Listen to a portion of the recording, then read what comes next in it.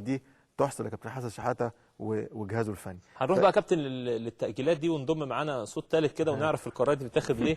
حاج عامر حسين معانا رئيس لجنه مسابقات. حاج عامر مساء الخير. مساء الخير يا استاذ سيف، وسلم على الكابتن علاء. حاج عامر ازيك يا حاج؟ الله يخليك يا كابتن وحش. ربنا يخليك. اخبار حضرتك ايه؟ عارفين طبعا ان مصر كلها بتكلمك بقالك ساعتين على موضوع التأجيلات والماتشات الدوري ده هيكتمل ولا لا يا حاج عامر؟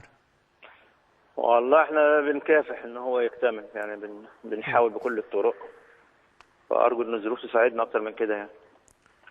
احنا ماتش الزمالك والمصري ده سمعنا فعلا ان كان فيه الامن طالب الكليه الحربيه، ولا هو كان الزمالك قدم طلب، ولا الحقيقه يا حاج عامر؟ الحقيقه ان الخطاب وصل النهارده من وزاره الداخليه الساعه 10:30 صباحا، بيقول ان المباريات اللي بدون جمهور في القاهره تتلعب في الكليه الحربيه، واللي منهم الزمالك والمصري. النادي الزمالك بعتنا له الفاكس على طول اول ما جه، رد علينا الكليه الحربيه رافضه. احنا عملنا محاولات من جنبنا كاتحاد كوره، انما الساعه 4 كده وصل لنا الرفض النهائي من استقبال المباراه، وبالتالي تم تاجيلها. يعني الامن شرطه ان تلعب في الحربيه، والحربيه ما كانش مستعد للمباراه فتم تاجيلها. حاج عامر سمعنا على ماتش الاهلي والاسماعيلي برضو كلام كتير جدا، هل الماتش اللي بيتاجل ده برضو بيتلعب بنفس ظروفه؟ يعني بيتلعب برضو بدون جمهور في نفس الاستاد، ولا دي قصه لسه يعني قبل النقاش؟ والله انا يمكن لما طلعت وقلت اللائحه في ناس مسؤوله يعني قالت الكلام ده مش مظبوط، والمباراه تلعب بنفس ظروفها، واللائحه ما بتقولش كده. ويمكن جماهير الاسماعيلي بناء على الكلام دوت هاجموني كتير. انما طبعا اللائحه بتقول كده ان ما فيش عقوبه بتطلع من لجنه المسابقات الا بتتنفذ وقت صدورها. ما اقدرش اقول يعني اللعيب موقوف 4 مباريات بدايه من المباراه اللي بعد اللي جايه، لا، من تاريخ القرار خلاص بتطبق العقوبه، وبالتالي لازم تبقى اول مباراه بعد العقوبه على طول، بعد صدور العقوبه. يعني معنى كلام حضرتك كده ان الزمالك مثلا عنده عقوبه بدون جمهور، راح ماتش المصري يلعب الماتش اللي جاي على طول من غير جمهور، ولا تبقى راحت العقوبه ويلعب المصري بعد كده بجمهور عادي؟